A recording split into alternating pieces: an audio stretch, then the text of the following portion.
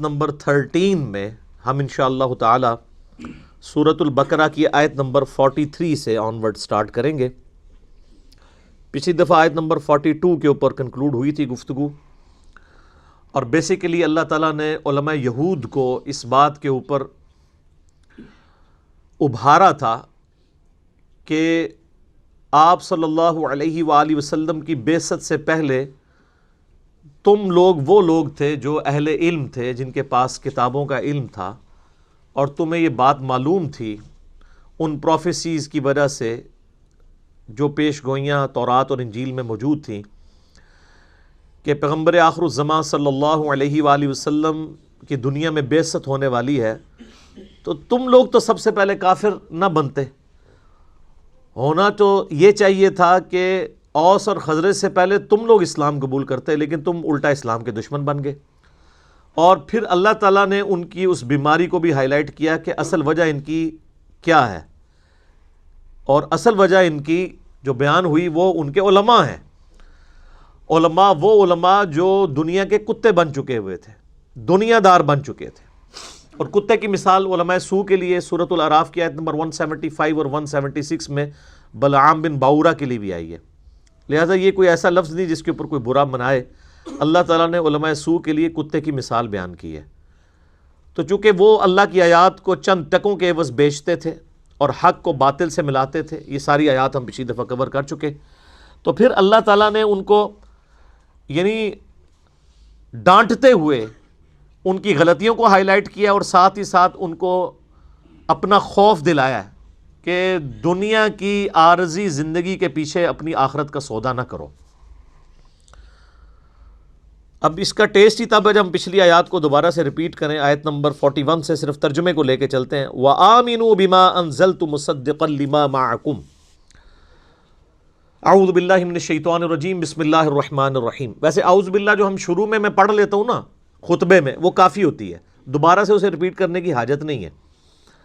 وَآمِنُوا بِمَا أَنزَلْتُ مُصَدِّقًا لِمَا مَعَكُمْ، اور ایمان لاؤ اس کتاب پر جو تصدیق کرنے والی ہے ان کتابوں کی جو تمہارے پاس ہیں۔ دو اعتبار سے تصدیق کر رہی ہے، ایک تو یہ کہہ رہی ہے کہ وہ بھی اللہ کی کتابیں تھیں، اور دوسری اس اعتبار سے تصدیق کر رہی ہے کہ ان کتابوں میں آخری پیغمبر کی نشانیاں تھیں، گویا کہ آخری پیغمبر اور قرآن کا آنا تمہاری کتاب کی تصدیق ہے کہ وہ کتاب سچی ہے۔ دونوں اعتبار سے یہ تصدیق کرنے والی ہے۔ وَلَا تَكُونُوا أَوَّلَ كَافِرٍ بِهِ، اور سب سے پہلے تم تو کافر نہ بنو اس کتاب کے اور اس پیغمبر کے صلی اللہ علیہ وآلہ وسلم۔ وَلَا تَشْتَرُوا بِآيَاتِي ثَمَنًا قَلِيلًا، اور ہماری آیات کو چند ٹکوں کے عوض تو نہ بیچو۔ وَإِيَّايَ فَاتَّقُونِ، اور صرف مجھی سے ڈرو۔ خوف خدا کے بغیر کوئی چک ہی نہیں ہے، اس کے بغیر آپ کا قبلہ درست ہی نہیں رہ سکتا۔ وَلَا تَلْبِسُوا الْحَقَّ بِالْبَاطِلِ، اور حق کو باطل کے ساتھ مکس مت کرو۔ وَتَكْتُمُوا الْحَقَّ، اور حق کو چھپاؤ بھی مت۔ وَأَنْتُمْ تَعْلَمُونَ، جبکہ تم جانتے تو ہو کہ یہ وہی پیغمبر ہیں جن کی نشانیاں تورات میں موجود تھیں۔ ظاہر عوام کو تو اس چیز کا آئیڈیا نہیں تھا، یہ اللہ تعالیٰ علماء سے کہہ رہا ہے کہ تم تو پہلے کافر نہ بنو، تم تو حق اور باطل کو مکس نہ کرو، جبکہ تم تو جانتے ہو۔ وَأَقِيمُوا الصَّلَاةَ وَآتُوا الزَّكَاةَ وَارْكَعُوا مَعَ الرَّاكِعِينَ، اور نماز کو قائم کرو، زکوٰۃ ادا کرو، اور رکوع کرنے والوں کے ساتھ رکوع کرو، یعنی جماعت کے ساتھ نماز کا اہتمام کرو۔ نماز ظاہر ہے یہودیوں عیسائیوں کے اندر بھی رائج تھی، آج بھی وہ پڑھتے ہیں۔ کئی ایک ارکان تو ہمارے کامن ہیں، آپ یوٹیوب پہ جا کے ان کی نماز کا طریقہ بھی لکھیں تو آپ کو آئیڈیا ہو جائے گا۔ قیام بھی ہے اس میں، یعنی تفسیر میں ایسی روایتیں بھی ملتی ہیں کہ یہودیوں نے رکوع کو سکپ کر دیا ہوا تھا، اس لیے اللہ تعالیٰ نے زور رکوع کے اوپر دیا کہ رکوع کرنے والوں کے ساتھ رکوع کرو، اور دوسرا قول یہ بھی ہے کہ جماعت کے ساتھ نماز کا اہتمام کرنے کا حکم آیا۔ اب دیکھیں دنیا کے عوض دین کو بیچنے کی باری آ رہی ہے تو علماء یہود آگے آگے ہیں۔ آج بھی آپ علماء کا کردار دیکھ سکتے ہیں، یہی ہے۔ اب اس سے بچنے کے لیے اللہ تعالیٰ نے کیا کہا ہے کہ اگر تم نے حق اور باطل کو مکس کرنے سے بچنا ہے، دنیا کا کتا نہیں بننا، آخرت کا طلبگار ہونا ہے، تو اس کے لیے تمہیں تھم رول بتا دیتے ہیں کہ وَأَقِيمُوا الصَّلَاةَ، وَآتُوا الزَّكَاةَ وَارْكَعُوا مَعَ الرَّاكِعِينَ، نماز قائم رکھو، اللہ کی راہ میں جیب ڈھیلی کرتے رہو اور مسلمانوں کی جماعت کے ساتھ رہو۔ یہ 3 کام ہے جس کی وجہ سے تم ان ساری بیماریوں سے بچ سکتے ہو۔ چونکہ جب انسان نماز پڑھتا ہے تو نماز خالی پڑھنی تو نہیں ہوتی، نماز تلاوت تو نہیں کرنی ہوتی، نماز کو قائم کرنا ہے، یعنی پوسچرز کے ذریعے بھی، اور نماز پڑھنے کے بعد جب باہر نکلنا ہے تو جس خدا کے ساتھ عہد کیا ہے نماز کے اندر، اس عہد کی پاسداری نماز سے باہر بھی کرنی ہے، اپنے دنیاوی معاملات کے اندر بھی، حقوق اللہ کے معاملات میں بھی، حقوق العباد کے معاملات میں بھی، اخلاقیات کے اندر بھی۔ اور جب انسان جیب ڈھیلی کرتا ہے نا جس ہستی کے لیے، تو اس ہستی کی قدر اور منزلت انسان کے دل میں گھر کرتی ہے، اور جو انسان مال خرچ کر رہا ہوتا ہے، مال اور دنیا کی محبت اس سے نکلتی ہے، کیونکہ اس کو یقین ہوتا ہے کہ میرا رب قیامت والے دن مجھے یہ کئی گنا کر کے لوٹائے گا۔ اور مسلمانوں کی جمعیت کے ساتھ رہنے کا فائدہ یہ ہوتا ہے کہ وتواصوا بالحق اور وتواصوا بالصبر ہوتا ہے۔ اسلام میں جماعتی زندگی کی بڑی اہمیت ہے، اسی لیے تو دیکھیں نا بخاری مسلم دونوں میں حدیث ہے کہ نبی علیہ السلام نے فرمایا کہ اگر ایک خلیفہ کے اوپر متفق ہو جائے امت، تو جو لوگ اس کی مخالفت میں کھڑے ہوں اور کوئی اور شخص اپنی بیعت لینے کی کوشش کرے، اسے قتل کر دو۔ کیوں؟ وہ مسلمانوں کی جماعتی زندگی کو توڑ رہے ہیں۔ اور اسی حدیث کی بنیاد کے اوپر اور سورۃ الحجرات کی جو آیات ہیں کہ مسلمانوں کا کوئی گروہ باغی ہو جائے تو اسے تلوار کے زور پر اطاعت کے اوپر آمادہ کرو، انہی بنیاد کے اوپر تو مولا علی رضی اللہ تعالیٰ عنہ علیہ السلام نے حضرت معاویہ رضی اللہ تعالیٰ عنہ کے خلاف چڑھائی کی تھی جنگ صفین میں، کہ تم مسلمانوں کی جمعیت کو توڑ رہے ہو۔ کئی لوگ سمجھانے والے تھے، لیکن مولا علی چونکہ قرآن کا فہم جانتے تھے، احادیث کو ان سے زیادہ جاننے والا کوئی نہیں تھا، ان کو اس بات کا پتہ تھا کہ اس کا رزلٹ کیا نکلے گا۔ اور دیکھ لیں آج تک امت بھگت رہی ہے نا رزلٹ۔ اس وقت اگر امت نے مولا علی کا ساتھ دیا ہوتا تو ہم یہ جو 1300-1400 سال سے رونا رو رہے ہیں اسلامی حکومت کا، تو حکومت بچ گئی ہوتی۔ تو جماعتی زندگی کی بھی اہمیت ہے۔ اب دیکھیں علماء ہی کے بارے میں آ رہا ہے، اتأمرون الناس بالبر، کیا تم لوگوں کو تو نیکی کا حکم دیتے ہو، وتنسون انفسکم، اور اپنی جانوں کو بھول جاتے ہو۔ آپ کو پتہ ہے یہ جو یہودیوں کے پریسٹ تھے، یہ یروشلم میں بیٹھ کے لوگوں کو دعوت توحید دیا کرتے تھے، جس چیز کو وہ توحید سمجھتے تھے، اور سودی سارا کاروبار بھی وہی لے کے چل رہے ہوتے تھے۔ اس لیے تو اللہ تعالیٰ نے ان کے اندر منجی بنا کر، ہادی بنا کر، مہدی بنا کر سیدنا عیسیٰ علیہ نبینا علیہ الصلوۃ والسلام کو مبعوث کیا۔ اور جب انہوں نے یروشلم میں جا کے علماء یہود کے خلاف تقریریں کرنی شروع کی تو یہ یہودی علماء ان کے مخالف ہو گئے، حالانکہ حضرت عیسیٰ علیہ السلام خود بنی اسرائیل سے تھے، یہودی النسل تھے، حضرت عیسیٰ خود یہودی تھے نسلاً۔ چلے ہمارے نبی علیہ السلام تو بنو اسماعیل سے تھے، ان کا انکار تو ان کے پاس کوئی ایک لیم ایکسکیوز موجود تھا، حضرت عیسیٰ علیہ السلام کے انکار کا تو کوئی ان کے پاس جواز نہیں تھا، وہ تو ان کی نسل میں سے تھے۔ لیکن چونکہ حضرت عیسیٰ علیہ السلام نے ان کی غلطیاں ہائی لائٹ کی، کن کی؟ مولویوں کی، ظاہر عوام تو نہیں تھی وہاں پہ، تو انہوں نے کہہ دیا کہ یہ تو دجال ہے، نعوذ باللہ۔ اور وہی لوگ جنہوں نے بچپن میں یعنی شیر خوارگی کی عمر میں حضرت عیسیٰ علیہ السلام کا کلام سنا ہوا تھا کہ وہ اللہ کی طرف سے معجزانہ طور پہ پیدا ہوئے، انہوں نے کہنا شروع کر دیا یہ ولد الحرام ہے، ولد الزنا ہے، نعوذ باللہ۔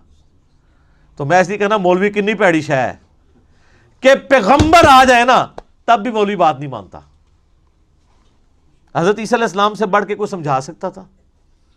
الٹا ان کے قتل کے فتوے جاری کیے، پھر اللہ تعالیٰ نے حضرت عیسیٰ علیہ السلام کو زندہ آسمانوں پہ اٹھا لیا۔ تو یہ وہی چیز ہے، اور حالت یہ تھی کہ لوگوں کہتے تھے نیک بنو اور خود ساری برائیاں کرتے تھے، اپنی جان کو چھوڑ دیتے۔ وَأَنْتُمْ تَتْلُونَ الْكِتَابَ، جبکہ تم خود کتاب کی بھی تلاوت کرتے ہو، تورات کی، اس کے باوجود لوگوں کو کہتے ہو نیک بنو، اپنی جانوں کو بھول جاتے ہو۔ افلا تعقلون، کیا تمہیں عقل بھی نہیں ہے؟ یہ مجھے بتائیں خطاب کس کو ہو رہا ہے؟ کتاب کون پڑھ رہا ہوتا ہے؟ مولوی علماء، کہ تم خود اتنے بڑے شیخ القرآن ہو، تم نے تو تفسیریں بھی لکھی ہوئی ہیں، تم تو بہت بڑے محدث بھی ہو، تم تو شارح حدیث بھی ہو، اور اپنی جان کو بھولے ہوئے ہو، لوگوں کو کہہ رہے ہو قرآن و سنت پہ چلو، اور خود قرآن و سنت کو تم نے پشت پہ ڈالا ہوا ہے۔ اس لیے میں کہتا ہوں کہ دنیاوی ڈاکٹرز، انجینئرز اور پروفیسرز کا کم از کم آپ ان کو یہ کریڈٹ دیں گے کہ اگر آپ بھرے مجمع میں بھی، بھری کلاس میں کسی فزکس کے پروفیسر کو یا میتھمیٹکس کے پروفیسر کو جو اس کی ٹیکسٹ بک اس نے لگوائی ہوئی ہے اس کی بنیاد پہ اس کی وائٹ بورڈ کے اوپر لکھی ہوئی غلطی کو ہائی لائٹ کریں تو وہ کبھی بھی آپ پہ غصہ نہیں کھائے گا. ہم خود یونیورسٹی سے پڑھے ہوئے ہیں. تو میں تو خیر چونکہ پوزیشن ہولڈر بھی تھا اور شروع سے ہی شرارتی تھا تو میں تو پہلی لائن میں بیٹھا ہوا ہوتا تھا. تو میرے شر سے تو بڑے کم ٹیچرز بچے ہیں، یعنی میں ہر چیز کو ہائی لائٹ کر دیتا تھا اس وقت بھی. تو میں نے نہیں دیکھا آج تک کسی ٹیچر نے غصہ کھایا ہو. الٹا وہ سب سے زیادہ پروٹوکول دیتے تھے. کوئی ایشو آتا تھا اسائنمنٹ کا، کوئی کلاس کو اس اعتبار سے گائیڈ لائنس دینی ہوتی تھی تو وہ مجھے میری ڈیوٹی لگاتے تھے کہ یہ کرے گا، کیونکہ وہ سمجھتے تھے کہ یار یہ چیزوں کو سمجھتا ہے. لیکن کیا یہی حوصلہ ہمارے علماء میں موجود ہے کہ وہ بندہ جو ہر جمعے کے خطبے کے بعد چاہے علیحدہ کمرے میں لے جا کے اس عالم کی غلطی نکالے اور وہ عالم اگلے جمعے میں کہے کہ جی یہ بندہ ہے، باقی سارے چوڈو بیٹھے ہو، اے بندہ میری تقریر صحیح سندا جے، میں نہ ہوں تو یہ کوئی مسئلہ پوچھ لیا کرو، اگر میں نہ ہوں تو اس سے مسئلہ پوچھ لیا کرو. تو کیا خیال ہے ایسا ہوگا؟ تو پھر عزت کس چیز کی آپ اویل کروا رہے ہیں؟ پھر کہتے ہیں دنیاوی ٹیچرز کی عزت ہے، علماء کی کوئی عزت نہیں. سر علماء اپنی عزت کروائیں نا. علماء اپنے اندر کوئی ایک خوبی ایسی پیدا کریں جو دنیاوی ٹیچرز کے اندر موجود ہے. دنیا سے مراد جسے آپ دنیا سمجھتے ہیں، ہم تو اسے بھی دین کا علم سمجھتے ہیں، کیونکہ ایکوائرڈ نالج ہو یا ریویلڈ نالج دونوں اللہ کی طرف سے.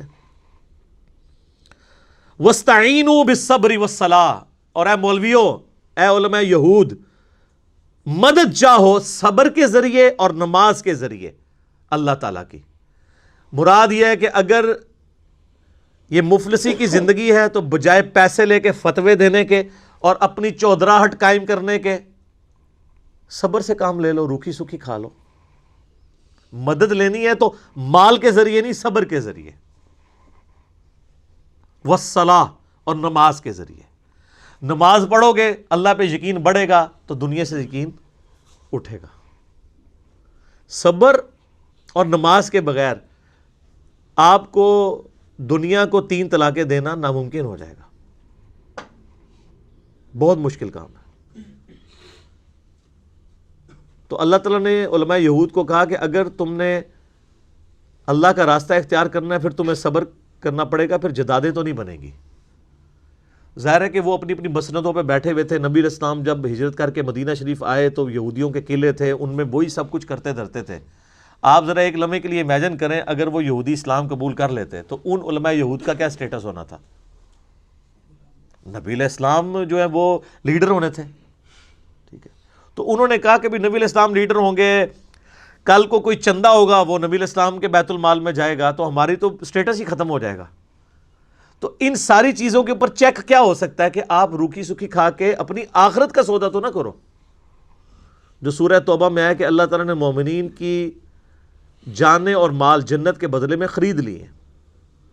خوشخبری ہو تمہارے لیے ایسی بیعت کے اوپر کہ تم نے اپنا جان اور مال اللہ کو بیچ کے ہمیشہ کی جنت اس سے لے لی ہے. تو یہ تو صبر والا ہوگا نا. وَتَوَاصَوْا بِالْحَقِّ وَتَوَاصَوْا بِالصَّبْرِ. تو مدد چاہنی ہے نا تو صبر و نماز کے ذریعے اللہ کی مدد چاہو. اچھا یہ ہمارے جو بریلوی اور شیعہ علماء جو ہے نا ان کے آپ علمی لیول دیکھ لیں، وہ یہ آیات پڑھ کے نا غیر اللہ کی مدد ثابت کر رہے ہوتے ہیں. من دوستوں کو لینا دینا اس دا کسی چیز دا.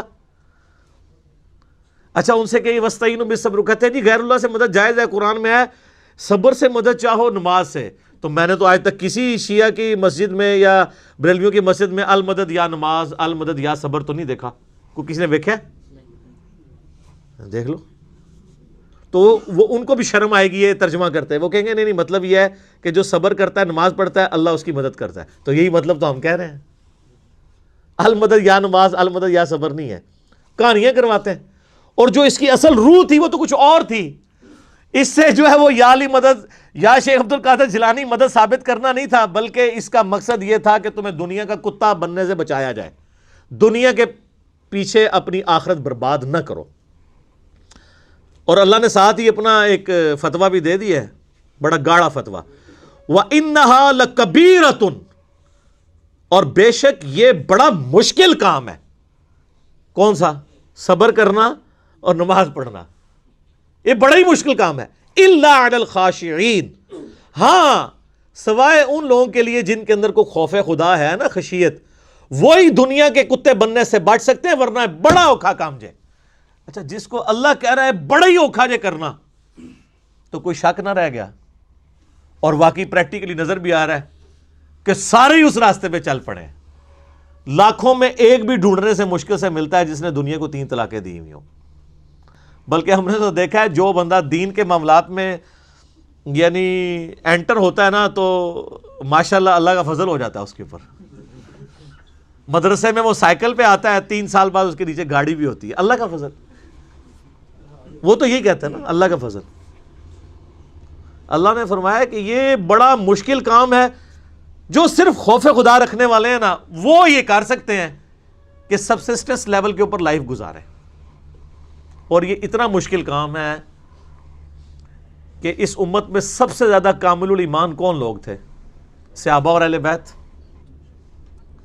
اس زمانے میں بھی دیکھ لیں، آپ کو پتہ ہے سیدنا علی کی مخالفت کی اصل وجہ یہی تھی کہ حضرت علی درویش انسان تھے، فقر کی زندگی گزارنے والے تھے. تو سیدنا علی کی خلافت کبھی بھی ایسے لوگوں کو ہضم نہیں ہو سکتی تھی جو دنیاوی منفعت کو بھی ساتھ لے کر چلنا چاہتے ہوں. اسی لیے ان کی مخالفت پہ اتر آئے. اس کے لیے سامنے تو کوئی اور بہانہ رکھا جاتا ہے نا، سامنے تو ہو سکتا ہے پاناما لیک آ جائے، کوئی آف شور کمپنی آ جائے، اصل بات کچھ اور ہوتی ہے اندر. سامنے جو ایجنڈا ہوتا ہے وہ ایسا ہوتا ہے جسے پبلک کو سیٹل کیا جائے. یہ میں ایک دنیاوی طور پہ ایک مثال دے رہا ہوں، میری کسی کے ساتھ کوئی ہمدردی نہیں ہے. میں کہتا ہوں آف شور کمپنی جس کی بھی نکلی ہے نا، وہ گورنمنٹ میں بھی لوگ بیٹھے ہوئے ہیں، نیب نے ان کے کیس بھی خارج کر دیے ہیں، آپ کے سامنے ہی ہے. ایک ہمارے پرائم منسٹر صاحب کے بڑے قریبی دوست ہیں، نیب نے 1 سال کے بعد کہا نہیں جی شواہد نہیں ملے. انہی شواہد کی بنیاد پہ ایک پرائم منسٹر فارغ کیا ہوا تھا. تو اس کا مطلب ہے پرائم منسٹر کو فارغ کرنا اصل مقصد تھا، اس کے لیے سامنے کوئی اور چیز لائی جاتی ہے. یہاں پہ بھی سامنے کچھ اور لایا جاتا ہے. اصل زندگی یہ تھی کہ درویشی کی زندگی مولا علی کے ساتھ کون، اس لیے مولا علی خلافت لینے سے انکار کیا تھا. انہوں نے کہا تھا میں اگر خلیفہ بنا تو پھر عدل ہوگا، عدل نہیں ہوگا تو میں پھر گوشہ نشینی اختیار کروں گا. تو پھر دیکھیں عدل تو پھر عزم نہیں ہوتا نا. انہا لکبیرۃ، بڑا ہی اوکھا کام ہے. یہ پنجابی میں یہ ترجمہ ہوگا، سوائے انہاں لوگوں نے جڑے اللہ کو ڈر جان. اور اللہ نے ان کی نشانی بھی بتا دی ہے. کون ہے وہ لوگ؟ الذین یظنون انہم ملاقو ربہم، وہ لوگ جنہیں یہ یقین ہے کہ انہیں مر کے اپنے رب سے ملاقات کرنی ہے. وانہم الیہ راجعون، اور یہ کہ انہیں لوٹ کر اپنے رب کے پاس ہی جانا ہے، دنیا میں ہمیشہ نہیں رہنا. ایک تو دنیا کی زندگی عارضی، دوسرا اپنے رب سے ملاقات کرنی ہے. اللہ تعالیٰ تو پھر اکاؤنٹیبل ٹھہرا لے گا کہ ہاں جی جواب دے. جس کے اندر یہ موجود ہے نا خوبی، وہی صبر کرے گا دنیا میں روکھی سوکھی کے اوپر، اور کوئی نہیں صبر کرے گا. تو آپ دیکھ لیں پھر لوگوں کو صبر تو کوئی نصیب نہیں ہے. آپ اسلام آباد میں آ جائیں، آپ مساجد کے سارے مکتب فکر کی مسجدیں، بلکہ میں کہتا ہوں مسلمانوں کو چھوڑ دیں، جو گرجے بنے ہوئے اسلام آباد میں، ان کے پادریوں کے بھی اگر آپ کچے چٹے ان لوگوں سے پوچھیں گے یہ لوگ کون تھے، تو وہ آپ کو بتائیں گے تو ان کے تو پلے کوئی شے نہیں تھی. ادھر آئے، شفٹ ہوئے، چندہ بک ہتھیائی، اور اس کے بعد اب ان کے وہاں پہ ان کی گاڑی ڈرائیور رکھے ہوئے ہیں. آپ اسلام آباد میں آپ کو سینکڑوں مسجدیں ملیں گی جن کے امام مساجد کی تنخواہیں تو آپ کو 15,000 یا 20,000 ہوں گی حد، اور خطیب کی 25,000، اس سے زیادہ نہیں. لیکن اس نے ہونڈا سیوک بھی رکھی ہوگی، ڈرائیور بھی رکھا ہوگا. یہ $25,000 کی بات نہیں ہو رہی، پاک روپیز کی بات ہو رہی ہے. 10,000 15,000 20,000 میں کوئی گاڑی ڈرائیور رکھ سکتا ہے؟ تو اللہ کا فضل ہے. یہ وہی فضل ہے جو ہمارے پولیٹیشنز کے اوپر بھی ہے. ہمارے فلمی ایکٹرز کی بھی جب نئی فلم آتی ہے کہتے ہیں ماشاءاللہ آ گئی ہے، انشاءاللہ کامیاب ہو جائے گی. الحمدللہ پچھلی بھی کامیاب ہوئی تھی.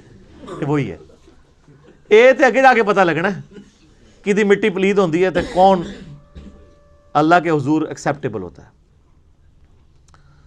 اللہ تعالیٰ ہمارے گناہوں پہ پردہ رکھے اور اپنی طرف رجوع لانے کی توفیق عطا فرمائے. وما علینا الا البلاغ، ہمارا کام تو پہنچانا ہے، کسی کو برا لگے یا اچھا لگے. تو جو اپنے رب سے ملاقات کا امیدوار ہے اور اس کو پتہ ہے کہ میں نے لوٹ کے جانا ہے، وہ بندہ اس کی لائف پھر صحیح گزرے گی۔ اچھا، ابھی یہ آپ دیکھیں کہ یہ کس طریقے سے علماء یہود کی کلاس لی جا رہی ہے۔ آپ اس کو یہ سمجھیں کہ اگر نبی علیہ السلام کے بعد کوئی نبی آنا ہوتا تو اس امت کے بارے میں اس کتاب کے اندر جو کچھ آنا تھا نا کہ تسی یہ کیتا، تسی یہ کیتا، تواڈے مولوی نے یہ کیتا، اے آیا ہوا جی۔ اور یہی حکمت ہے کہ قرآن کے شروع میں سورہ بقرہ ہے، اللہ نے بتایا کہ تم سے بھی لاڈلی ایک امت تھی اپنے زمانے کی، لیکن جب اس نے انبیاء کی تعلیمات کو چھوڑ دیا، کتابوں کو پس پش ڈال دیا، تو دیکھو پھر ان کا ہم نے کیا حشر کیا۔ وہ آگے آ رہا ہے، یا بنی اسرائیل، اے حضرت یعقوب علیہ السلام کی اولاد، اذکروا نعمتی التی انعمت علیکم، یاد کرو اس نعمت کو جو ہم نے تم پر کی تھی، وانی فضلتکم علی العالمین، اور ہم نے تمہیں تمام جہان والوں پر جو اپنے زمانے کے لوگ تھے سب پر فضیلت دی تھی، کتابیں دیں، تم میں پیغمبر مبعوث کیے، جنتی خوراکیں تمہیں کھلائیں، لیکن تم نے حرام خوری کی، بعد میں نمک حرامی کی۔ وہ آئے گا کہ انہوں نے نمک حرامی کیسے کیسے کی ہے۔ یہ اللہ تعالیٰ نے بتایا کہ امت جب بگڑتی ہے نا تو اس کے ساتھ کیا ہوتا ہے، اور صرف بگڑنے کے اوپر عذابات نہیں سنائے جا رہے، وہ بگڑے کیسے کیسے وہ بھی بتائے جا رہے ہیں، اور وہ ساری خرابیاں من و عن اس امت میں بھی موجود ہیں۔ بخاری اور مسلم میں حدیث ہے، تم بھی اگلے لوگوں کے راستے پہ چل پڑو گے قدم بقدم بالشت بر بالشت، حتیٰ کہ اگلے لوگوں میں کوئی گوہ کہ سوراخ میں داخل ہوا تو تم بھی وہی کام کرو گے۔ صحابہ کرام علیہم رضوان نے پوچھا یہ اگلے لوگوں سے مراد کیا یہود و نصارہ؟ آپ نے فرمایا اگر وہ مراد نہیں ہے تو اور کون سے لوگ مراد ہیں؟ یعنی وہی خرابیاں، وہی پیٹرن اس امت میں، کیونکہ بیسک ہیومن انسٹنکٹ تو چینج نہیں ہوئی نا۔ آج سے اگر 10,000 سال پہلے سیکس پوٹنٹ جذبہ تھا تو آج بھی اسی طریقے سے وہ پوٹنٹ جذبہ ہے۔ آج سے 10,000 سال پہلے بھی ارج ٹو ڈومینیٹ، کہ میرا حکم چلے باقی سب نیچے لگے میرے، اگر یہ سب سے پوٹنٹ جذبہ تھا تو آج بھی اسی طریقے سے موجود ہے۔ اس وقت فرعون و نمرود تھے، آج ٹرمپ موجود ہے۔ صرف کریکٹر بدلتے ہیں، نام بدلتے ہیں، اور وہ جو کردار ہے نا وہی رہتا ہے۔ اس لیے آپ دیکھیں کہ الہامی کتابیں کبھی پرانی نہیں ہوتی ہیں، کیونکہ یہ ہیومن نفسیات کے ساتھ ڈیل کر رہی ہوتی ہیں۔ ہیومن انسٹنکٹس تو چینج نہیں ہونی۔ آج بھی لوگوں کا مسئلہ روٹی کپڑا مکان ہے، آج سے 1000 سال پہلے بھی یہی مسئلہ تھا، اور جس کے پاس یہ بیسک نیڈز پوری ہو جائیں اس کا اگلا مسئلہ عیاشی شروع ہو جاتا ہے، چاہے عورت کی شکل میں ہو، شراب کی شکل میں ہو، جوئے کی شکل میں ہو، طاقت حاصل کرنے کی شکل میں ہو۔ یہ آج سے 1000 سال پہلے بھی تھا، آج بھی ہے۔ یہی وجہ ہے کہ الہامی کتابیں کبھی پرانی نہیں ہوتی، یہ ہمیشہ ہر زمانے کے لیے ایپلیکیبل ہوتی ہیں، کیونکہ ہیومن انسٹنکٹ تو وہی رہنی ہے نا، انسان تو وہی ہے نا، کوئی نئی مخلوق تو آگے بات نہیں ہوگی نا۔ وَاتَّقُوا يَوْمًا لَا تَجْزِي نَفْسٌ عَن نَفْسٍ شَيْئًا، اور ڈر جاؤ اس دن سے کہ جس دن کسی شخص سے کوئی بدلہ، کوئی شخص کسی دوسری جان کا بدلہ نہیں دے سکتا۔ یہاں پہ لوگ کہتے ہیں نا جی آپ ہمارے مرید ہو جائیں، ہم خود آپ کے گناہوں کا بوجھ اٹھا لیں گے، اللہ سے بخشوا لیں گے۔ اللہ فرماتا ہے قیامت کے دن سے ڈر جاؤ جس دن کوئی شخص دوسرے کا بدلہ نہیں ہو سکتا۔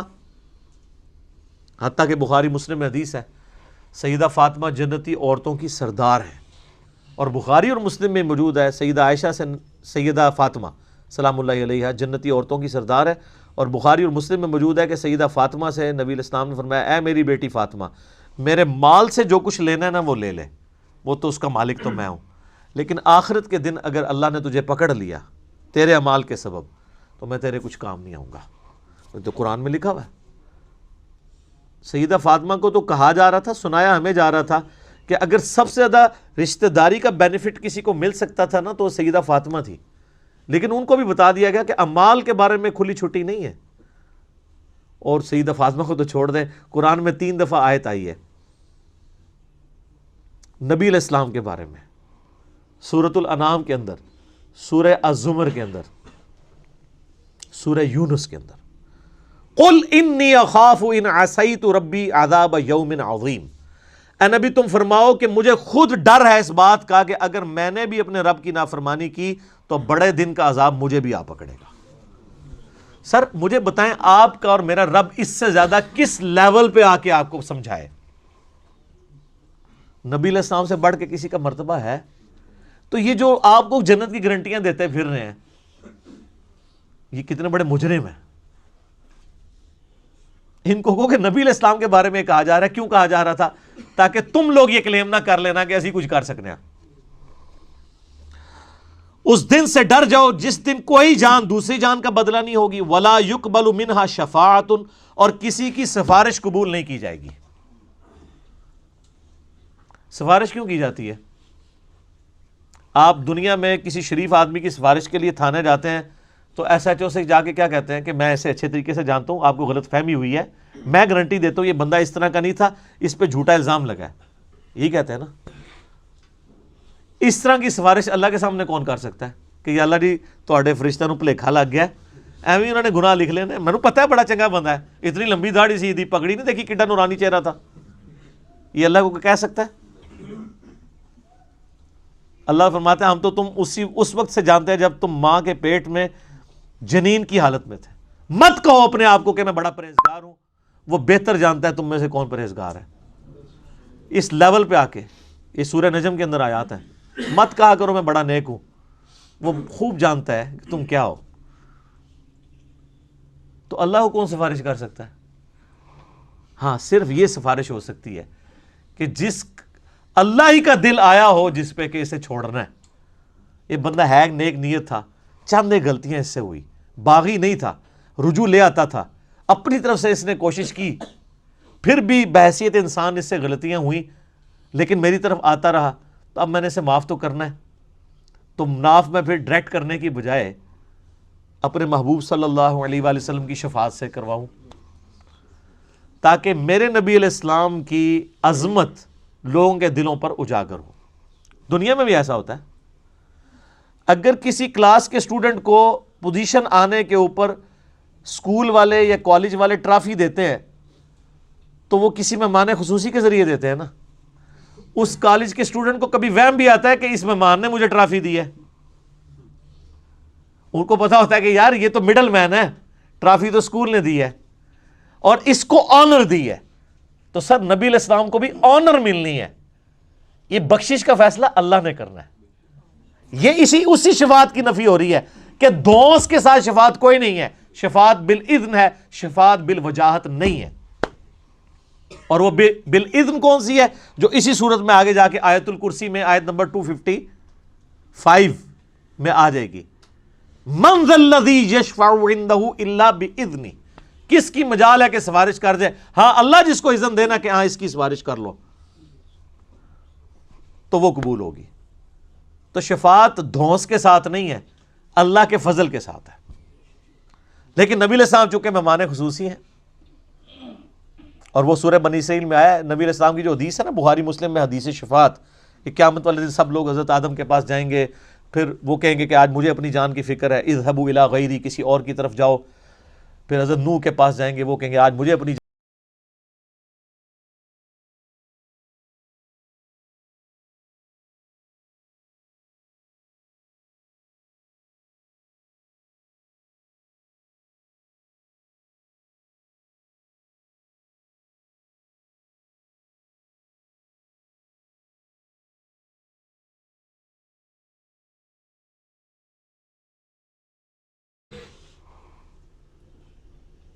اور پھر نبی علیہ السلام نے اینڈ پہ فرمایا اس حدیث کے کہ قرآن پڑھ کے دیکھ لو، عسیٰ ان یبعثک ربک مقاما محمودا، اے نبی ان قریب ہم آپ کو ایسے مقام پر فائز کریں گے جہاں ہر شخص آپ کی تعریف کرے گا۔ مقام محمود کیا ہے؟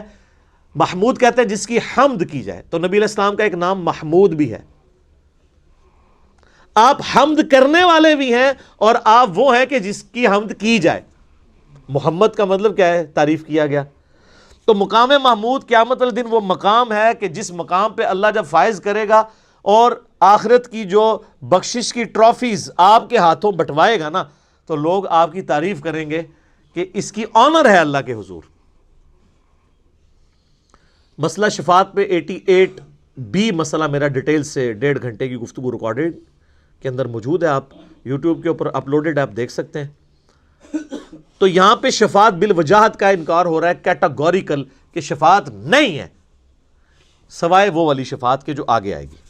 ولا یؤخذ منها عدل، نہ کسی سے کوئی معاوضہ قبول کیا جائے گا۔ یہ دنیا میں رشوت کر کے آپ چھوٹ سکتے ہیں نا، اللہ کو رشوت دے سکتا ہے؟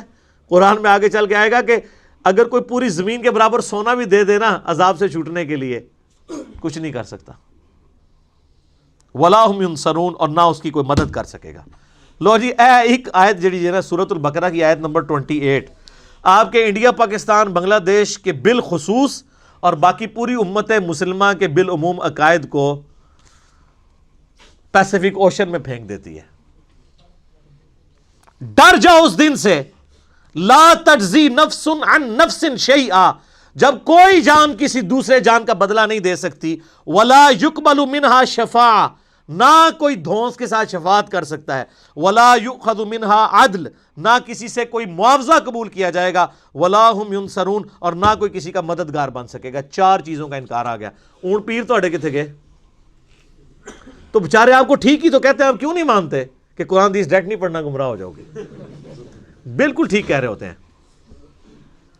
ان کی ڈاکٹرن میں آپ گمراہ ہو جائیں گے اور قرآن کی ڈاکٹرن میں ہدایت پہ آ جائیں گے۔ یہ بھی سورۃ الاعراف میں آیت آئے گی کہ جس کا گیئر الٹا لگ جائے، اللہ تعالیٰ فرماتا ہے اس کو ہدایت کا راستہ گمراہی نظر آتی ہے، گمراہی کا راستہ ہدایت نظر آتی ہے۔ اور اللہ سے ڈر جائیں اس معاملے میں کہ کسی شخص کو گمراہی ہدایت نظر آنا شروع ہو جائے اور ہدایت گمراہی۔ اور اسی چیز کو قرآن حکیم میں کئی جگہ کہا گیا ہے، شیطان نے ان کے برے اعمال ان کی نظروں میں سنوار دیے۔ اور یہ بڑا خطرناک معاملہ ہوتا ہے جب کہ شیطان انسان کو نیکی کے کام کروانا شروع کر دے، نیکی کے نام کے اوپر، حالانکہ وہ ہو برائی کے کام۔ سلطانہ ڈاکو، بڑے اسمگلر، بڑے بڑے پراپرٹی ڈیلرز لوگوں کی زمینیں ہتھیا کے 1,00,000 بندے کا دسترخوان چلا رہے، تو شیطان نے ان کے برے اعمال ان کی نظر میں سنوار دی۔ ان کو یہ حرام کا پیسہ کمانا نظر نہیں آ رہا، ان کو نظر آ رہا ہے کہ یار ہم اتنے غریبوں کو کھانا کھلا رہے ہیں۔ اچھا، یہ دنیا میں اس کی تعریف ہوگی، اللہ کے ہاں زیرو سے ملٹیپلائی ہے۔ اللہ کو دھونس نہیں ہے نا، یہ روب تو آپ پہ چل سکتا ہے نا۔ اللہ کے لیے کوئی روب ہے کسی بندے نے 1,00,000 کو کھلایا؟ سر، جو روزانہ لاکھوں ویل مچھلیوں کو کھانا کھلا رہا ہے پیسیفک کے اندر اور اٹلانٹک کے اندر، جو ایک چھوٹے ویل مچھلی کی جو ایک وقت کی خوراک 500 کلو گوشت ہے، آدھا ٹن ایک وقت کا چھوٹی ویل کھاتی ہے، جو ملینز آف ٹن گوشت لاکھوں ویلوں کو روزانہ کھلاتا ہے، اس کے سامنے 1,00,000 کا دسترخوان تو ایک ویل مچھلی سے پورا ہو جاتا ہے۔ اس کو کوئی یہ کہے گا کہ جی میں 1,00,000 بندے کو کھانا کھواتا سا، اور کہاں سے کھلاتا تھا؟ اس کے دیے ہوئے میں سے، جو اللہ نے اس کو دینا تھا لیکن اس نے حرام کے طریقے سے لوٹا۔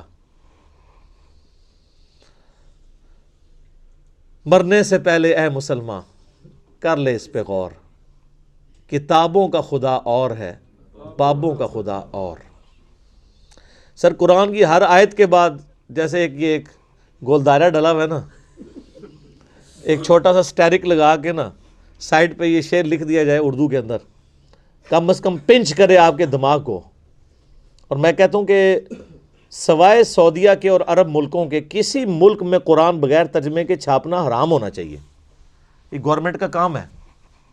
آپ کیوں لوگوں کو طوطا بنانا چاہتے ہیں؟ اگر ہمارے آئین میں یہ شک داخل ہو جاتی، میں نے کئی دفعہ ہائی لائٹ کی ہے 73 کے، کہ پاکستان میں صرف عربی میں قرآن نہیں چھاپ سکتا۔ صرف عربی میں قرآن چھاپنے کا مطلب کیا ہے؟ آپ لوگوں کو یہ بتا رہے ہیں کہ صرف عربی پڑھنی ہے، یہی بتانا چاہ رہے ہیں نا؟ تو کتنا بڑا ظلم کر رہے ہیں۔ قرآن اس لیے نازل ہوا ہے، کہتے ہیں دنیا میں سب سے زیادہ پڑھی جانے والی کتاب قرآن ہے، لیکن اس کا جو سائملٹینیس کنٹراسٹ ہے کہ دنیا میں سب سے زیادہ بغیر سمجھ کے پڑھی جانے والی کتاب کون سی ہے؟ قرآن۔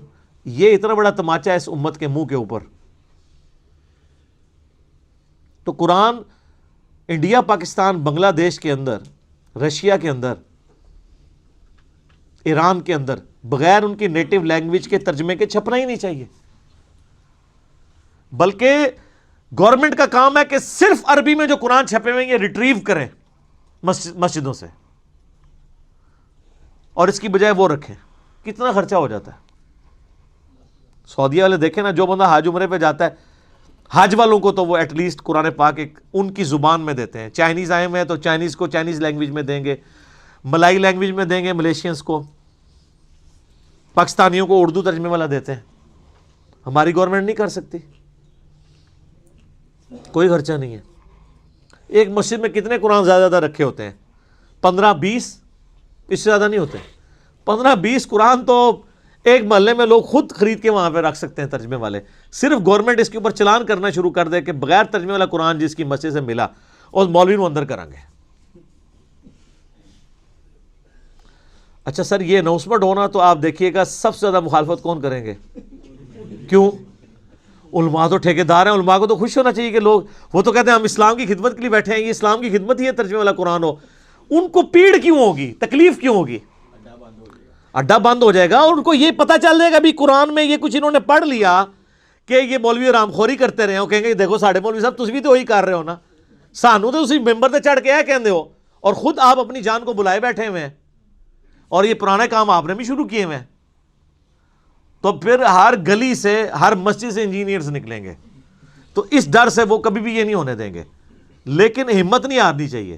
میں کہتا ہوں جس کا جدھر جدھر انفلوئنس ہے نا، عربی والے قرآن نہیں نکال سکتے، کم از کم اگر 10 عربی والے ہیں تو 10 اردو ترجمے والے وہاں رکھ دیں. کل کو کوئی، اور اردو اور ترجمے والے قرآن کے ساتھ سب سے بڑا مسئلہ یہ ہے کہ یہ غلاف میں لپیٹے ہوئے ہوتے ہیں. وہ ویسے ہی نہیں کو کھولتا، کون اینج کر کے کھولے پھر اینج کر کے بند کرے. غلافوں کے، غلاف تو دشمن ہے قرآن کے، غلاف نہیں ہونے چاہیے. ہاں سامنے شیشہ لگاؤ، اچھی الماریاں بنی ہوئی ہوں، ڈسٹ پروف ہوں. قرآن کے اوپر غلاف کا کیا تک لگتا ہے؟ آپ خود مجھے بتائیں نا، 2 قرآن پڑھے ہو، ایک غلاف میں اور بغیر غلاف کے، آپ غلاف والے کو ہاتھ لگائیں گے؟ اتنا ٹائم کس کے پاس ہے یار؟ لیکن سعودیہ میں آپ دیکھیں نا، خصوصاً حرمین کے اندر میں نے دیکھا ہے، کمال کام کیا ہوا ان لوگوں نے. پیتل کی خوبصورت چھوٹے سائز کی انہوں نے اتنے سائز کی رکھی ہوئی ہیں الماریاں جو سامنے سے کھلی ہوئی ہیں، اور روزانہ ان کی صفائی ہوتی ہے، ڈسٹنگ ہوتی ہے، قرآن جتنے رکھے ہوئے ہیں ان کی. اور جیسے ہی کوئی ایسا موسم آتا ہے نا جس میں ہیومیڈیٹی بڑھ جاتی ہے تو وہ شیشہ پلاسٹک جو ہوتا ہے نا، اس کی سامنے لیئرز لگا دیتے ہیں، وقتی طور پہ لٹکا دیتے ہیں تاکہ گیلے نہ ہوں قرآن. اور پھر جب موسم کھل جاتا ہے پھر وہ ہٹا دیتے ہیں.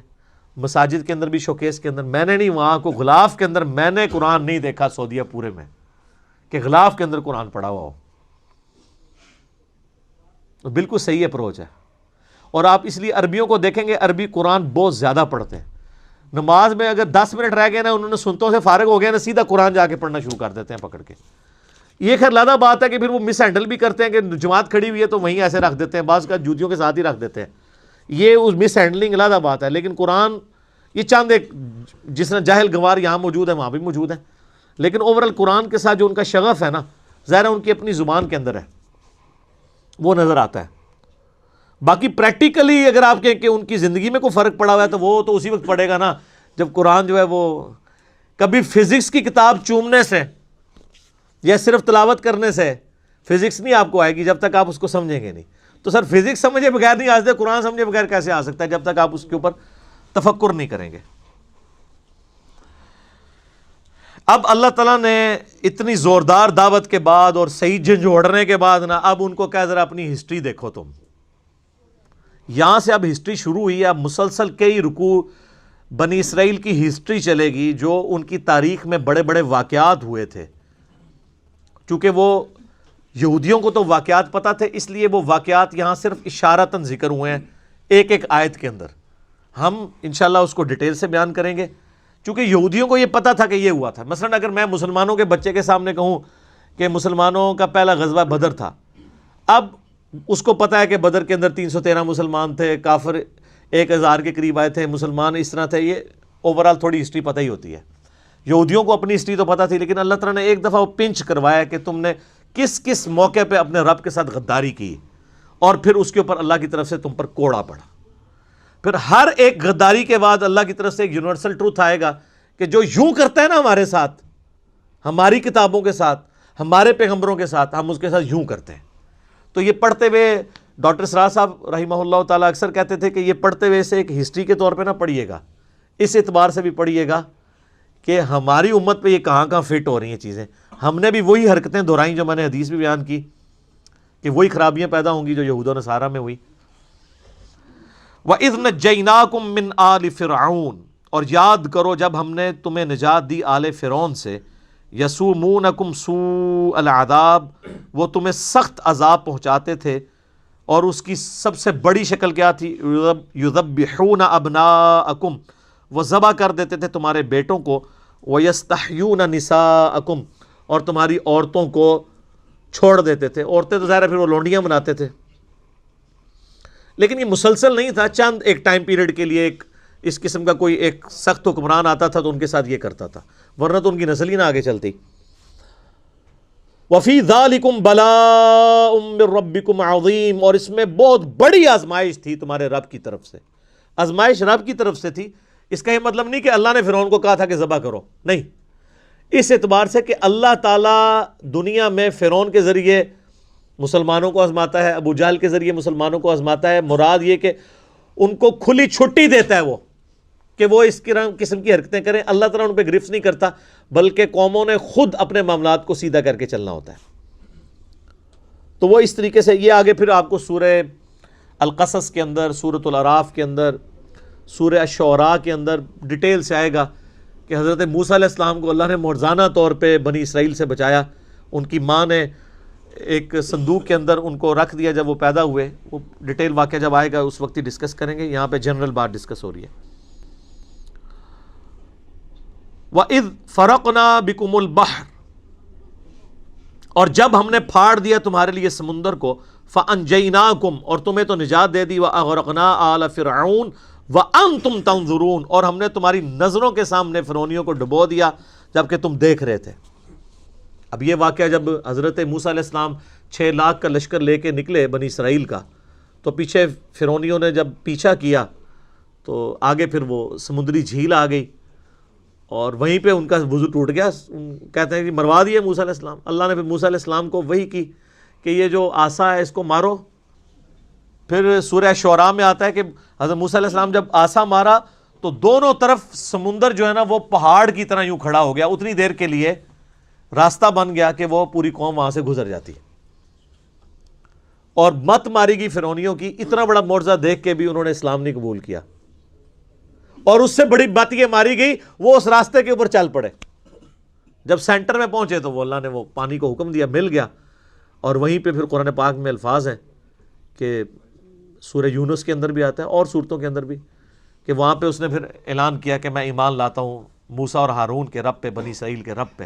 لیکن اللہ نے فرمایا آن، اب لے کے آیا ایمان، اب قبول نہیں ہے. نزا کے عالم میں ایمان قبول نہیں. جامعہ ترمذی میں حدیث ہے موت کے غرغرے سے پہلے پہلے کسی کا دین قبول ہے، اس کے بعد قبول نہیں ہے. کیونکہ موت دیکھنے کے بعد تو اب ریورس تو ہونا نہیں ہے. اس وقت وہ بھی ایمان لے آیا تھا، لیکن اس کا ایمان لانا اس کو نفع مند نہ ہوا. تو اللہ تعالیٰ فرماتا ہے کہ اتنا بڑا منظر ہم نے تمہیں دکھایا تمہارے سامنے. تمہارے بزرگوں کو، یعنی انہوں نے خود یہ منظر دیکھا کہ ان کو نجات دی اللہ تعالیٰ نے فرعون کے مقابلے کے اوپر، اور غرق کر دیا فرعونیوں کو. اتنا بڑا منظر دیکھ کے تو ہونا چاہیے تھا تم اپنے رب کی تعلیمات کے اوپر استقامت کے ساتھ چلتے، پیغمبر کی پیروی صحیح طریقے سے کرتے، لیکن تم نے کوئی پرواہ نہیں کی. اس کے بعد پھر تم نے وہی حرکتیں شروع کر دی. وَإِذْ وَاعَدْنَا مُوسَىٰ 40 لَيْلَةً، اور یاد کرو وہ وقت جب ہم نے موسیٰ علیہ السلام سے 40 راتوں کا وعدہ کیا تھا کوہ طور پہ، یعنی انہیں بلایا اپنے پاس کیونکہ تورات دینی تھی. ثُمَّ اتَّخَذْتُمُ الْعِجْلَ مِن بَعْدِهِ وَأَنْتُمْ ظَالِمُونَ، اور ان کے جانے کے بعد تم نے بچھڑے کی پوجا شروع کر دی. اتنے بڑے ظالم تم ہوئے. یعنی ابھی تم نے اللہ کی قدرت کا اتنا بڑا معجزہ دیکھا کہ فرعونیوں کو سمندر میں غرق کیا گیا اور تمہیں نجات ملی، اور تم موسیٰ علیہ السلام 40 دن کے لیے گئے. 70,000 یہودیوں نے بچھڑے کو رب مان لیا، شرک شروع کر دیا. یعنی ایسی عجیب و غریب قوم. اچھا، یہ سمندر کے بارے میں بھی بعض لوگ کہتے ہیں یہ یعنی دریائے نیل عبور کیا. دریائے نیل تو مصر کے اندر سے گزرتا ہے. یہ مصر سے نکل کے بیت المقدس کی طرف، یروشلم کی طرف جا رہے تھے، راستے میں صحرائے سینا پڑتا ہے. تو بیسیکلی ایک سمندری جھیل تھی جو راستے میں حائل تھی، جس کو عبور کیا تھا. اور یہ کئی ایک سمندری جھیلیں جو ہیں نا وہ صحرائے سینا سے یوں اویلیبل ہیں، اور انہی سمندری جھیلوں کو جگہ جگہ سے بیچ میں خشکی والے حصے ریموو کر کے نا نہر سوئز بنائی گئی تھی، جو لائف لائن ہے آپ سمجھ لیں مصر کی، جس طرح ہم سی پیک کے لیے کہتے ہیں اللہ کرے کامیاب ہو جائے، تو یہ پاکستان کے لیے $4 بلین تو سال کا صرف ان کو گزرنے کا کرایہ مل جایا کرے گا، اور اتنا ہی ہمارے بجٹ کا خسارہ ہوتا ہے، اور اس کے علاوہ جو کمائی ہے وہ الگ سے۔ تو مصر کی پوری اکانومی نہر سوئز کے اوپر ڈیپینڈنٹ ہے، اسی لیے پتہ ہے اسرائیل کے ساتھ جنگ بھی ان کی ہوئی تھی، اور وہ نہر سوئز پہ قبضہ کرنے کی کوشش کی تھی اسرائیل نے، اس وقت انہوں نے جان داڑھ کی بازی لگا کے اپنی شہرک بچا لی، لیکن پاکستان اپنی شہرک نہیں بچا سکا، یعنی کشمیر۔ مصر والوں نے اپنی شہرک بچائی ہوئی ہے، اسرائیل جبکہ اتنا بڑا بدماش تھا 67 میں پوری عرب دنیا کو اس نے شکست دے دی، لیکن مصر نے نہر سوئز ان سے واپس لے لی تھی، پوری اکانومی اسی کو ڈیپینڈنٹ ہے ساری۔ آپ پتہ ہے یہ نہر سوئز نہ ہو تو یہ تجارت کا زمان جو ہے یہ 30-40 گنا بڑھ جائے، کیونکہ پورے کا پورا افریقہ کراس کر کے آپ کو یہاں پہ آنا پڑے، یہ بیچ میں سے شارٹ کٹ ہے، ہزاروں کلومیٹر کا شارٹ کٹ ہے جو چند کلومیٹرز کے اوپر ہے۔ تو بیسیکلی یہ پرانے زمانے میں لوگ کس طرح ان کو یہ ٹریک پتا تھا، لیکن وہ مشکل تھا کیونکہ بیچ میں سمندری جھیلیں آتی تھیں، پھر خشکی پہ پھر جھیل۔ تو یہ پھر گوروں نے جب برٹش کی حکومت آئی انہوں نے پھر اس کو ان ساری سمندری جھیلیں جو تھیں نا بیچ میں جو خشکی کے پیچ تھے ان کو توڑ کے اس طریقے سے پوری ایک نہر سوئز بنا دی۔ اس کے اوپر میرا یوٹیوب پہ ایک کلپ بھی ہے، یہودیوں پر عذاب کیوں آیا، اور وہی انہی میں سے ہی ایک جھیل تھی جس کے اوپر وہ جو ہے وہ ہفتے والے دن شکار والا مسئلہ اصحاب سبت کا ہوا تھا، تو اس میں میں نے اس ویڈیو کلپ کے اندر ہم نے نہر سوئز کی تصویر بھی لگائی ہوئی ہے ایریل ویو سے گوگل میپ کے ذریعے اوریجنل۔ تو یہ اس کو انہوں نے کراس کیا تھا۔ اس کے بعد جب کوہتور پہ گئے پیچھے وہ بچڑے، اب اس کی پوری ڈیٹیل بھی آگے آئے گی، سامری جادوگر نے کیا یہ حرکت کی تھی، اس نے حضرت جبرائیل علیہ السلام کے پاؤں کا نشان دیکھ لیا تھا، اس سے مٹی اٹھا کے ڈالی، اس نے ایک زیورات کو پگھلا کے بچڑا بنایا تھا اس کے اندر، اور اس میں سے آواز نکلنا شروع ہوئی تو وہ اس کے پیچھے ہی لگ گئے، ٹھیک ہے، بغیر کسی تحقیق کے۔ حالانکہ 40 موسیٰ علیہ السلام فوت نہیں ہوئے، 40 دن کے لیے گئے، پیچھے قوم نے کام ڈال دیا۔ اب اس کے پھر سزا کیا بھگتنی پڑی وہ آپ ذرا دیکھیں کتنی خطرناک سزا تھی ان کے لیے۔ ثم عفونا عنکم، اس کے بعد ہم نے تم سے درگزر کیا، من بعد ذالک، اس اتنے بڑے جرم کے بعد کہ تم نے بچڑے کو خدا بنا لیا تھا، لعلکم تشکرون، تاکہ تم اب شکر گزار بندے بن جاؤ۔ وَإِذْ آتَيْنَا مُوسَى الْكِتَابَ وَالْفُرْقَانَ، اور جب ہم نے عطا کی موسیٰ علیہ السلام کو کتاب اور حق اور باطل میں تمیز کرنے والی یعنی تورات، لعلکم تہتدون، تاکہ تم سیدھی راستے پہ چلو۔ تو یعنی وہ اسی دوران حضرت موسیٰ علیہ السلام کو تورات لے کے وہ واپس آئے۔ اب جب واپس آئے تو ظاہر ہے کہ پھر جب قوم نے اتنا بڑا کام ڈالا ہوا تھا، اللہ نے وہیں پہ بتا دیا موسیٰ علیہ السلام کو کہ تیری قوم کو ہم نے پیچھے آزما لیا ہے، 70,000 لوگ مرتد ہو چکے ہیں۔ وَإِذْ قَالَ مُوسَىٰ لِقَوْمِهِ، پھر اس وقت موسیٰ علیہ السلام نے اپنی قوم سے کہا، یا قوم، اے میری قوم، انکم ظلمتم انفسکم، دیکھو تم نے اپنی جانوں پہ بہت بڑا ظلم کر لیا ہے، باتخاذکم العجل، بچڑے کو خدا مان کر، فتوبوا الی بارئکم، فوراً توبہ کرو اپنے رب کی طرف۔ اے توبہ خالی کھلی نہیں سر، بڑی اوکھی توبہ، توبہ استغفار کی تسبیح نہیں، تسبیح تو کہتے ہیں سر پوری زندگی ایسے سے نیت کر لینا۔ توبہ یہ تھی کہ جن جن لوگوں نے بچڑے کو رب مانا ہے وہ سب کے سب لوگ قتل کیے جائیں گے۔ قتل مرتد کی سزا، یہ قتل مرتد کی سزا کے اوپر یعنی مسلمانوں میں بھی بعض لبرلز پیدا ہوئے ہیں، قتل مرتد کی سزا تو قرآن کے اندر موجود ہے، اور ظاہر ہے چونکہ یہ جو امت کی شریعت ہے وہ کنٹینیوشن ہے شریعت موسوی کا، سوائے ان چیزوں کے جو چیزیں منسوخ کر دی گئی۔ فَاقْتُلُوا أَنفُسَكُمْ، مارو اپنوں کو، ویسے لفظی ترجمہ ہے کہ اپنے آپ کو خود قتل کر لو، لیکن یہ محاورتاً بات ہو رہی ہے کہ اپنوں کو قتل کرو، مراد یہ کہ چونکہ وہ 12 قبائل تھے، قبائلی تعصب بھی آ سکتا تھا، اگر ایک قبیلے کا بندہ دوسرے کا بندہ مارتا، انہوں نے اس چیز کو بھول جانا تھا کہ یہ قتل مرتد کی سزا، انہوں نے کہنا ہے ساڑھے قبیلے کا بندہ مار دی۔ تو اللہ نے فرمایا ہر قبیلے والے خود پرجنگ کریں، خود صفائی کریں، اپنے اپنے ان لوگوں کی، کالی بھیڑوں کی جنہوں نے یہ حرکت کی ہے. جس طرح یہاں بھی گورنمنٹ کی طرف سے آتا رہتا ہے کہ آپ کے مدرسوں میں، آپ کی مسجدوں کے اندر جو جو نان اسٹیٹ ایکٹر ہیں آپ خود صفائی کر لیں، ورنہ جب ہم شروع کریں گے تو پھر شریف لوگ بھی جیل میں چلے جائیں گے. تو اللہ تعالیٰ نے فرمایا کہ قتل کرو اپنوں کو، ذالکم خیر لکم، اسی میں تمہاری خیریت ہے، عند بارئکم، تمہارے رب کے نزدیک، تمہارے خالق کے نزدیک، فتاب علیکم، پھر اس نے تمہاری توبہ قبول کر دی، انہ هو التواب الرحیم، بے شک وہ توبہ قبول کرنے والا مہربان ہے. توبہ قبول تو کر لی، لیکن کس طریقے سے کی، یہ بہت سینسٹیو مسئلہ ہے کہ وہ 70,000 یہودی ایک دن میں قتل ہوئے تھے، کیونکہ اللہ تعالیٰ نے کہا میں تو راضی نہیں ہوں گا، پوری قوم سے ناراض ہو جاؤں گا، ان کو سزا دو. سر آپ ذرا اب امت محمدیہ کو بھی ذرا ریوزٹ کریں کہ ہم کون کون سے الٹے کام نہیں کر رہے، اور کیا کچھ ہونا چاہیے ان کے ساتھ بھی. جو نبی علیہ السلام کی دعاؤں کی برکت سے معاملہ مؤخر ہو گیا ہے، ٹلا نہیں ہے، مؤخر ہو گیا آخرت کے لیے. ورنہ وہ ساری برائیاں، جن برائیوں کے اوپر اللہ تعالیٰ نے یہود و نصارہ کو قرآن حکیم میں ڈانٹ ڈپٹ کی ہے، اس سے زیادہ ورسٹ فارم میں اس امت کے اندر آ چکی ہوئی ہے.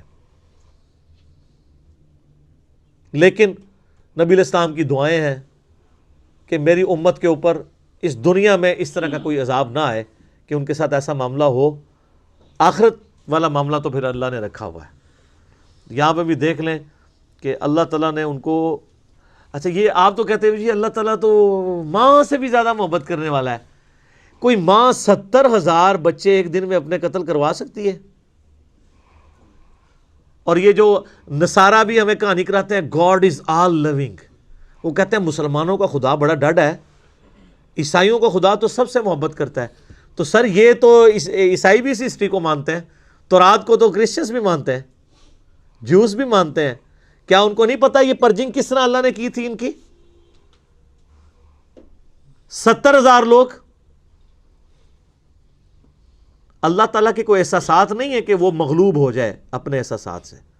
میں بار بار جو آپ کو یہ کہہ رہا ہوں کہ اللہ تعالیٰ بڑا ڈاڈا ہے. یہ ہاں وہ غفور رحیم اس کے لیے ہے جو توبہ کر کے اپنی اصلاح کر لے. میرا ایک یوٹیوب پہ کلپ بھی ہے، اللہ کی رحمت کے ذریعے دھوکہ، جو لوگ کہہ رہے ہوتے ہیں اور جی اللہ بڑا معاف کرنے والا ہے. یہ کس کو بتا رہے ہیں آپ؟ اللہ کو بتا رہے ہیں کہ اللہ تو بڑا معاف کرنے والا ہے، سانو اپنا کام کرن دے. کس کو بتا رہے ہیں؟ قرآن میں نے چیلنج کیا کوئی ایک آیت ایسی نہیں ہے جس میں اللہ تعالیٰ، یہ دیکھیں یہ انہ هو التواب الرحیم تو آپ پڑھ لیں گے کہ بے شک توبہ قبول کرنے والا مہربان ہے. پیچھے کہ توبہ کی قبول کی تھی اور ہی پڑھنا کہ خالی غفور الرحیم ہی پڑھنا ہے. پورے قرآن میں کہیں یہ رحمت کی آیات اس طرح نہیں آئی ہیں کہ ایبسولوٹلی آئی ہوں کہ جو مرضی کرو، نہیں. جہاں بھی آئے توبہ کی، اصلاح کی، سدھر گیا پھر ہم معاف کر دیں گے. تو پھر مجھے کہنے دینا، مرنے سے پہلے اے مسلمان کر لے اس پہ غور، کتابوں کا خدا اور ہے، بابوں کا خدا اور. باقی انشاءاللہ اگلی دفعہ اللہ تعالیٰ سے دعا ہے جو حق بات میں نے کہی اللہ تعالیٰ ہمارے دلوں میں راسخ فرمائے. اگر جذبات میں میرے منہ سے کوئی غلط بات نکل گئی تو اللہ تعالیٰ ہمارے دلوں سے ہی معاف کر دے. ہمیں کتاب و سنت کی تعلیمات پر عمل کر کے دوسرے بھائیوں تک پہنچانے کی توفیق عطا فرمائے. سبحانک اللہم و بحمدک، اشہد ان لا الہ الا انت، استغفرک و اتوب الیک. صلاۃ بر محمد و آل محمد. اللہم صلی علی محمد و علی آل محمد کما صلیت علی ابراہیم و علی آل ابراہیم انک حمید مجید. اللہم بارک علی محمد و علی آل محمد کما بارکت علی ابراہیم و علی آل ابراہیم انک حمید مجید. سبحانک اللہم و بحمدک، اشہد ان لا الہ الا انت، استغفرک و اتوب الیک. وما علینا الا البلاغ المبین. جزاکم اللہ.